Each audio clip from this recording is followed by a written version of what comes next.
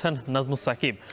সাকিব, আন্তর্জাতিক সম্মেলনে কি সেশন রয়েছে আর কাল তো প্রধান উপদেষ্টা যোগ দিবেন, বিস্তারিত জানাবেন।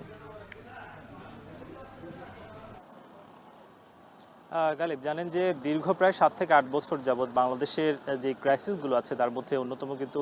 রোহিঙ্গা সংকট এবং প্রায় 14 লাখ যে রোহিঙ্গা আছে তাদের ব্যাপারে আসলে বারবার আন্তর্জাতিক পর্যায়ে বিভিন্ন জায়গায় আসলে কথাবার্তা হচ্ছে, তাদের কিভাবে নিরাপদ প্রত্যাবাসন করা যায় সেটা কিন্তু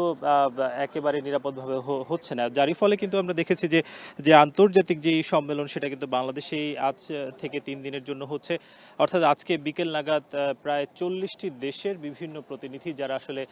অংশীজন আছেন কিংবা রোহিঙ্গাদের প্রত্যাবাসন চান তাদের সঙ্গে কিন্তু এই আলোচনাটি হওয়ার কথা এবং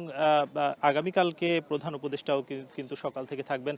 এবং তার সঙ্গে 5টি বিষয় কিন্তু আলোচনা রয়েছে, যার মধ্যে বলাই যায় যে রোহিঙ্গাদের নিরাপদ প্রত্যাবাসন তারপরে তাদেরকে আসলে কিভাবে আসলে বাংলাদেশ তাদের উপরে যেই মিয়ানমার থেকে আসলে সরকারের যে নির্যাতন হয়েছিল সেই নির্যাতনের তাদের কিভাবে সুষ্ঠু বিচারের মাধ্যমে তাদের প্রত্যাবাসন করা যায় সেই বিষয়ে কিন্তু আলোচনা রয়েছে। এর বাইরেও আসলে যে আর্থিক সংস্থান কিংবা তাদের নিরাপদ প্রত্যাবাসন সেগুলো বিষয় কিন্তু সব মিলিয়ে প্রায় 5টি বিষয় কিন্তু আলোচনা হওয়ার কথা এবং এই 3 দিনের মধ্যে আগামীকাল সারাদিনই আসলে বিভিন্ন সেশন রয়েছে এবং পরশু দিন অর্থাৎ আগামী 26 তারিখ কিন্তু যারা আসলে অংশীজন আছেন তারা রোহিঙ্গাদের যেই ক্যাম্প আছে সেখানে কিন্তু তাদের পরিদর্শনে যাওয়ার কথা। সব মিলিয়ে বলাই যায় যে আন্তর্জাতিক পর্যায়ে যে রোহিঙ্গা প্রত্যাবাসনের বিষয়টা সেটা তুলে ধরার জন্য বাংলাদেশের এই পদক্ষেপ এবং আগামী সেপ্টেম্বরে যেহেতু নিউ ইয়র্কে একটি আন্তর্জাতিক কনফারেন্স আছে সেখানেও কিন্তু এই রোহিঙ্গা প্রত্যাবাসন কিভাবে নিরাপদভাবে করা যায় সে বিষয়ে কিন্তু আলোচনা হওয়ার কথা এবং এর পরপর একটি কাতারেও কিন্তু আরেকটি সম্মেলন হওয়ার কথা, সেখানেও কিন্তু এই রোহিঙ্গা প্রত্যাবাসনের বিষয়ে আলোচনা হওয়ার কথা। সব মিলিয়ে বলা যায় যে বাংলাদেশ যেহেতু আজকে যে 3 দিনের যে সম্মেলনটি শুরু করেছে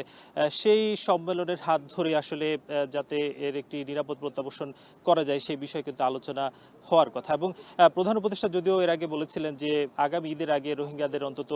দেশে ফেরত পাঠানো কি প্রক্রিয়ায় করা যায় এবং কতটা নির্বিঘ্নে করা যায় সেই বিষয়ে কিন্তু ইতিমধ্যে আমরা উদ্যোগ নিতে দেখেছি। যদিও আর্থিক সংকটের বিষয়টা বারবার এসেছে, যার ফলে বলা হচ্ছে যে আসিয়ানভুক্ত যেই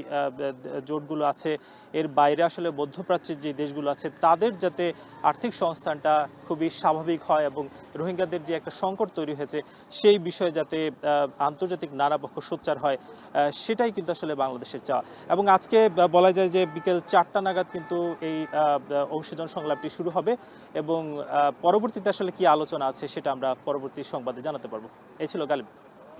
রোহিঙ্গা সংকট সমাধানে আন্তর্জাতিক সম্মেলনের সর্বশেষ জানাচ্ছিলেন নাজমুস সাকিব।